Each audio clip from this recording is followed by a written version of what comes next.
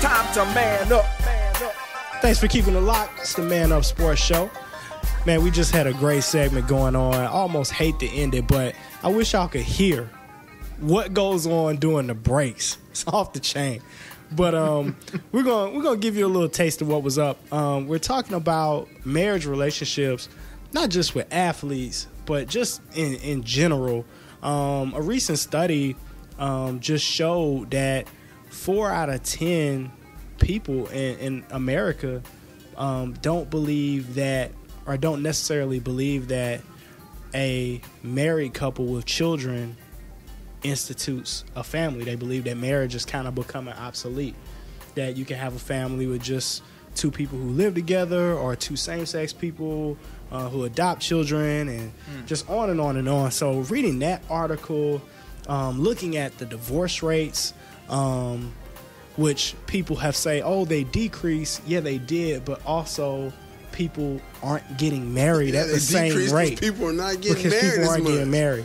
So just to look at, I started asking people on Facebook and stuff, well, what's going on? Why are people not getting married? And they start pointing to a lot of the drama that we see going on in sports today. People brought up the Brent Favre situation with him texting pictures of himself. And how sexting. Yeah, I think you're 40. You're a little too old for sexting, but I mean, it happened, right? It happened.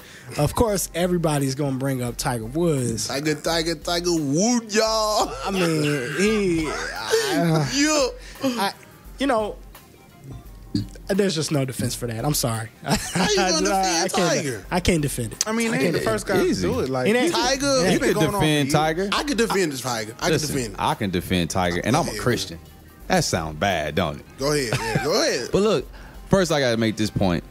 Things change, and these people just go with the flow of whatever is popular. Because think of the term we just used, sexting. You couldn't say sexting 20 years ago.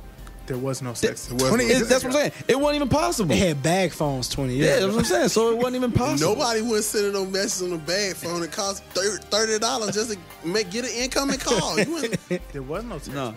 But look, with Tiger Woods' situation, it is what it is. You got to look at society. Society molds a lot of the problems. I mean, we create these advertisements as people, because it's not like some extraterrestrials creating our advertisement. Right. This is Americans, humans doing this, right?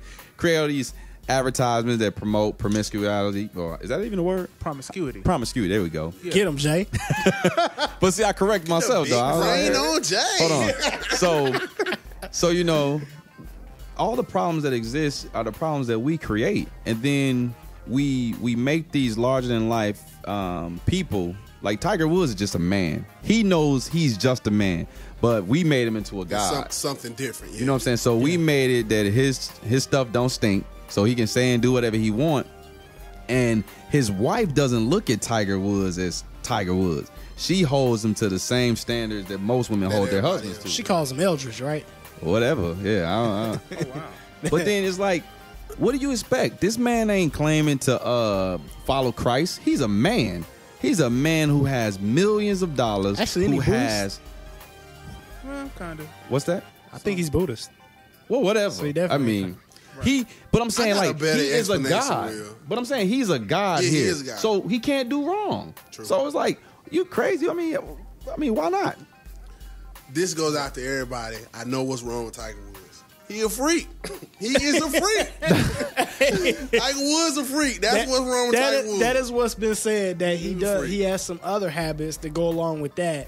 I read out there. He's a freak. That he's out there. I don't care. The only thing that could help him probably was like some electric shock treatment. Well, he did that therapy, that sex addictive therapy, man, or whatever. That's crazy, dog. Therapy. Man, he a freak, man. I ain't trying to hear about. Well, yeah, he a freak, but I'm just saying, all this therapy. Come on, man.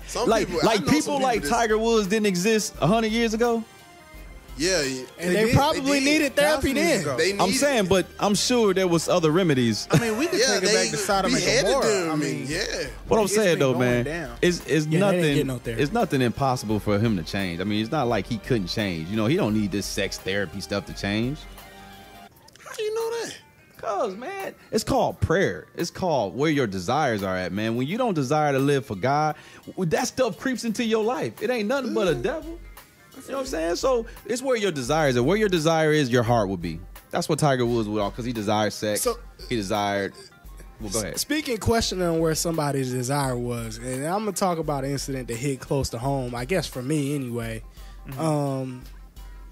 Tony Parker and Eva Longoria are filing for divorce. That's crazy. Why did that hit home with you? I'm gonna tell you exactly why. I know exactly what you're talking about. Eva Longoria was so instrumental in helping us in our efforts in Haiti. As far as helping us get money, helping other people come on board for Twitch. She was amazingly instrumental. I'm not painting her out to be a saint. I'm saying that's what made it hit closer home for me. I thought it was sad. She was right there. I mean, it's sad when when any marriage has to separate for any reason. On top of that, here's my big issue with all of this. The rumor is, per TMZ and TherezOwens.com. I'm quoting my sources of where I got this. I just didn't make it up. The rumor is that Tony Parker was caught having an affair with his former teammate's wife. No, he was caught having a sexting affair. They had never done the deed. They never had sex? No, wait a minute. They never done the deed? No. So how long was this sexting affair? For a year. A year. For a year. You gonna text somebody for a year? So these are all allegations. I know, but still, allegedly, that don't even make sense. So Brent Barry, allegedly, Brent Barry was the last person to find out that this was all going on, right? Now, just think about it. It's Tony Parker. Now, he might be a freak like your boy Tiger. He might just be a freak. He might have been sexting with her. He all in these different towns. He might have been doing the deed with somebody else. Nah, bro. But with his teammate's wife. That's where I was like, wow, this is beyond, to me, this is your boy. And you know how when you play on the same team, I played on many of basketball teams. I played with cats who I couldn't even stand, really. But they're family.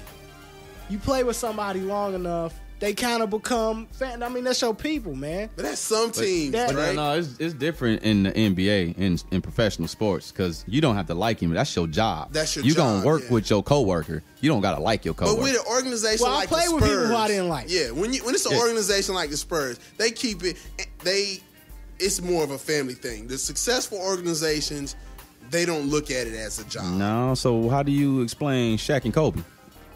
Well, Shaq and Kobe just didn't like each other. They just didn't like each other. I don't think that he would cross them in that way. Just like family. But the thing is, they were like family. But you know what? That's why they were having that. Brothers, biological brothers sleep with their brothers' spouses. They do. It happens. And sisters sleep with their sisters' husbands. I'm not saying it doesn't happen. I'm just saying that's where I was like, really? You know where I was mad? That's crazy. I didn't care about none of that. What I was mad about is the fact that they are in the public eye. So it just makes it one more divorce. They just for everybody to see how popular and how cool it is to get a divorce. And that was a big thing.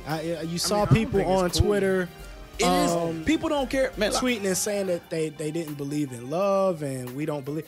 But yet and still say I'm a Christian. God is love. If you don't believe that, that's you know what I mean? Yeah. You have to believe that love exists. He's the author of it. Man, I was going down that path. My wife and I, just personal information, we was about to get a divorce at one point, and I was just like, look, I ain't happy. What? That's a reason to get divorced. We can take the smallest thing and run with it and get a divorce. Absolutely. That's why I hate when I see celebrities get married, because it's like they about to get divorced. It got 3 years span, maybe. You got a 3-year life expectancy of your marriage. If that. And I'm just like, man, they got so many other pressures to deal with, along with what the poor people got to deal with, and poor people get divorced left and right. Here's what I don't think that people fully consider, and coming from somebody who is divorced, dude, being divorced sucks. I posted on Facebook. I'm gonna tell you, I'm just gonna be honest. I'm gonna tell you, there's nothing cool about it, nothing. But I posted this question on Facebook. I said, what is it about being married that makes people want to be single? And I wish you guys could see some of the responses I got. Basically, what it boiled down to is, and I experienced this, myself, is that when you get hurt, number one, the person that you're married to can hurt you way worse than anybody else. You're open to that person. Ever. You're so vulnerable to the person you're married to. But when you get hurt by that person, you don't know when that behavior or if that behavior is going to end. Right? that is the difficult thing that people run into in a marriage, that this behavior is happening and you don't necessarily want to leave. It happens once, okay, twice, all right, 3 times. You're like, okay, this is, a lot of people are getting to the point where they're saying enough is enough. So the question that I posed was, and I think this is partially part of the reason with that, was this. I had somebody tell me right when I got divorced, or when I was going through the divorce, I can't remember. And the guy says to me, he says, you believe that nobody's perfect, right? I said, absolutely. Yes, sir. I don't think anybody is above from Christ is perfect. He says, okay, so you know that whoever you marry, regardless, is going to be a flawed individual. Yes, sir. Absolutely. Okay, so then you know that whoever you married, if they're flawed, they're going to fail you often. At some point, they're not going to live up to what your expectations are of them. I said, yes, sir, I guess that's fair. He said, so why are you so hurt by it?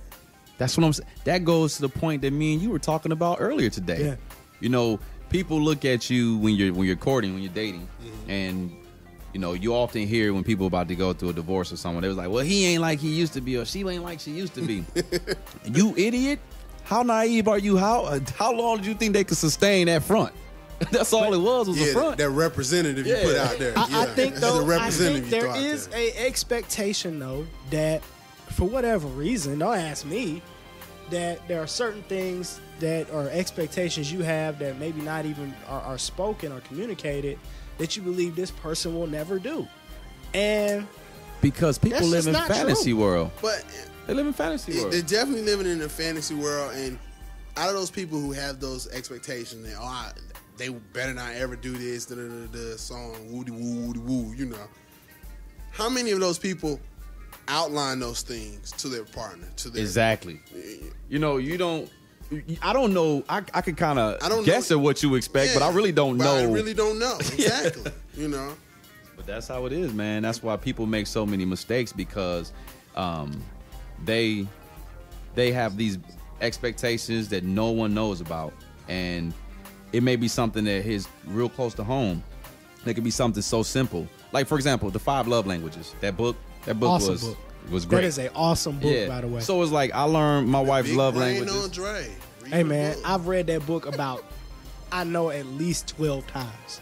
Wow. Minimum. Hey, what's up. Highlighted, colors all in it, until I let somebody borrow it and then give it back. Should have made a music video so I could check it out. So you can check it. But no, I learned when you learn your spouse's love language, because I learned my wife's love language, I'm like, wow. So all these things I thought I should be doing, I didn't even have to do it. And, then I'm getting mad because I'm like, she don't appreciate what I'm doing. Dude, no, she don't appreciate that because she don't care. That doesn't speak anything to her. That's not what one of the things that got across to me in the 5 Love Languages is this, and it was hilariously simple. It's really happiness for a lot of people, or for most people, human beings. It's about getting what you want when you want it. Right? Generally. It's generally about, people can do things for you, but if they didn't do it at the right time, so to speak, it doesn't mean it's all for naught. Yeah, it's all for naught. So when you learn this other person's love language, or how they communicate, or how they receive love, you stop loving them how you would want to be loved, and love them how they want to be loved, which could be much different.